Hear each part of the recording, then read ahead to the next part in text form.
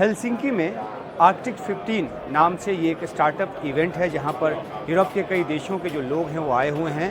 दरअसल हेलसिंकी जो है वो स्टार्टअप को बहुत ज़्यादा बढ़ावा देता है और इन्वेस्टर्स और जो यहाँ पे जो स्टार्टअप करने वाले जो लोग हैं उनका जमा बड़ा होता है और यहाँ बहुत ज़्यादा इंटरेस्ट जो है वो भारतीयों का भी है। और हमारे साथ भारतीय एक हैं, आप गुजरात से हैं जी। और इनका नाम है मिलाप सिंह जडेजा। तो आप यहाँ पर किस मकसद से आए हैं? सो यहाँ पे हम ये मकसद से आए कि यूरोपियन का इकोसिस्टम है जो इनोवेशन के ऊपर डिपेंडेंट है और यहाँ पे डीप टेक इनोवेटिव कंपनीज जितनी भी हैं वो सभी कंपनियों का यहाँ पे यूनिवर्सिटी सपोर्ट, सरकारी सपोर्ट, वीटीटी है, अल्टो यूनिवर्सिटी है, ये खूब करते हैं। जैसे हमारे भारत में हमारा मेटी है, हमारे इंक्यूबेशन सेंटर्स को सपोर्ट करता है, वहाँ पे ये सब यूनिवर्सिटी सपोर्ट करती है। और इंडिया ज़्यादा कंज्यूमर मार्केट है तो थोड़ा हम एक्सप्लोर कर रहे हैं यहाँ पे कि किस टाइप के स्टार्टअप है, यहाँ पे वेंचर बिल्डिंग कैसे कर सकते हैं। हमारी कंपनी जो है स्कोप क्या है, वो स्कोप तलाशने के लिए आप आए? स्कोप तलाश करने के लिए आए, अच्छे स्टार्टअप्स ढूंढने के लिए आए जो डीप टेक वगैरह में इनोवेशन साइड के ऊपर काम कर रहे हैं उसके। तो आखिरकार जो फिनलैंड है हाँ वो क्यों स्टार्टअप पे उसका इतना जोर है?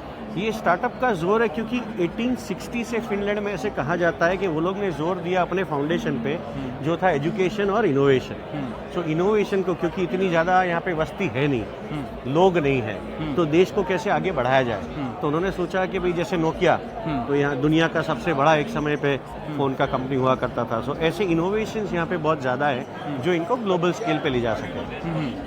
तो इसलिए वो इस तरह के आयोजन जो है वो करते रहते हैं और ख़ासतौर पे यूरोपीय देशों से जो इन्वेस्टर्स हैं वो आते हैं और आप आए हैं यहाँ पर एक माहौल का जायज़ा लेने की आखिरकार किस तरीके से यहाँ पर। तो आपको क्या लगता है भारतीयों के लिए यहाँ पे जो स्टार्टअप करना चाहते हैं उनके लिए क्या मौका है फिनलैंड में? सो एक स्टार्टअप जैसे मैं यहाँ पे मिला जो 2 साल के पहले मुझे गुजरात में जिसने पिच किया था और वो स्टार्टअप को जहाँ पे गुजरात गवर्नमेंट ने एक फंडिंग दिया, एक ग्रांट दी और फाइनली उसने यहाँ आकर के वो सक्सेसफुल हुआ और 2 साल के अंदर अभी वो 3.5 लाख यूरो आज रेस कर रहा है पेटेंट पाने के बाद। अच्छा, तो यहाँ का जो स्टार्टअप इकोसिस्टम एकदम सपोर्टिव है। हमारे यहाँ पे थोड़ा फ्रेगमेंटेड है, कहीं ना कहीं स्टार्टअप्स कहीं ना कहीं इनसिक्योर्ड है, फंड्स कहीं ना कहीं इनसिक्योर्ड है कि वो मेरा इन्वेस्टर कहीं ना लेकर के चला जाए। तो यहाँ पे ऐसा कहा जाता है कि Finland is more like a country club rather than a country. अच्छा, तो यहाँ पे हर एक आदमी एक दूसरे को सपोर्ट करता है कि अच्छा ये तेरा काम है, चल मैं तेरे को किसी से मिलवाता हूँ। तो ये सबसे बड़ा पॉइंट यहाँ पे है। एक और इवेंट यहाँ पे होता है, ये आर्कटिक 15 जैसे ऐसा दूसरा इवेंट नवंबर में होता है, उसका नाम है स्लश, जो दुनिया का सबसे बड़ा इवेंट माना जाता है और पूरी दुनिया भर से स्टार्टअप्स यहाँ पे, वीसीज यहाँ पे आते हैं। 20 से 30 हज़ार लोग आते हैं ठंडी के टाइम में, नवंबर के टाइम में ये होता है।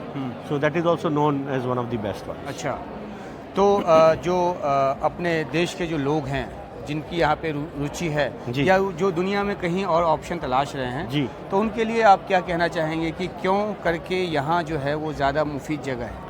बहुत, ये मैं इसलिए कहूँगा, बहुत बढ़िया सवाल सर आपने पूछा, क्योंकि जैसे डीप टेक की अगर हम बात करते हैं, सेमीकंडक्टर स्पेस की बात करते हैं जहाँ पे अभी हमारी नई नीतियाँ आ रही हैं, या हम 3D प्रिंटिंग की बात करते हैं, यहाँ पे एक स्टार्टअप है जो भारत का स्टार्टअप है, वो 3D printing in concrete for sustainable housing में काम कर रहा है। अब मैंने उसी को पूछा, आदमी आर्किटेक्ट है, मैंने कहा भाई तू इधर क्यों आया? बोले सर वहाँ पे इतना अपस्ट्रीम ये प्रोजेक्ट है कि मैं शायद प्रोडक्शन में आते आते तो मुझे सालों लग जाएंगे और यहाँ के लोग भविष्य को देख करके ये चाहते हैं कि ऐसे स्टार्टअप को यहाँ पे प्रमोट किया जाए। इनका रिस्क एपेटाइट, गेस्टेशन पीरियड जिसको कहा जाता है कि भाई ठीक है स्टार्टअप के ऊपर कोई जोर नहीं है कि भाई तू कल से धंधा करने लगा। इंडिया ज़्यादा प्रॉफिट की तरफ देखता है और ये लोग ज़्यादा भविष्य और इनोवेशन की तरफ देख रहे हैं कि आगे वाली जनरेशन को कैसे फ़ायदा इससे हो। तो they have a lot of patient capital जिसको कहा जाता है, तो they put in more money and there is a lot of patient capital over here to support these innovation. तो इसलिए भी शायद सबसे ज़्यादा संतुष्टि वाला देश ये है, हैप्पीनेस इंडेक्स में ऊपर सबसे खुशी वाला, हैप्पीनेस मतलब 6ठा साल है, it is the most happiest country in the world, 7th year now. Education free है, हेल्थ केयर फ्री है, आप अगर रिटायरमेंट के बाद भी सरकार आपका ध्यान रखती है।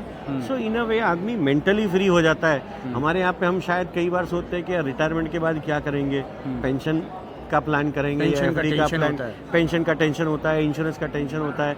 यहाँ पे कुछ नहीं, सरकार बोलती है आप फिक्र मत करो, there is no fear of failure and they support all the citizens of all age groups. और वही है कि आपको बेशक टैक्स ज़्यादा देना पड़ता है, टैक्स अप टू 50% तक आपके इनकम पे डिपेंड करता है, जी। लेकिन उसके बाद पूरी तरह से आपका जीवन जो लेकिन है बढ़िया बात तो ये है सर यहाँ पे कि आदमी टैक्स भरने से बहुत खुश है। वो बोलता है मुझे टैक्स भरना है 50%, क्योंकि उसी को उसी में से फायदा मिलता है।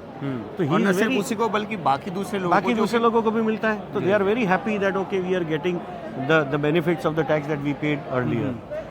तो ये जो स्टार्टअप इवेंट है वहाँ से हम आपके लिए जानकारी लेकर आ रहे थे। हमारे साथ जो मिलाप सिंह जडेजा जी हैं जो कि गुजरात से आते हैं, और इनको हमने सुना कि इनके क्या ख्यालात हैं और किस तरीके से यहाँ मौके की तलाश में आए हैं फिनलैंड में हेलसिंकी में, जहाँ इन्होंने भी इस स्टार्टअप इवेंट में शिरकत किया है। Thank you.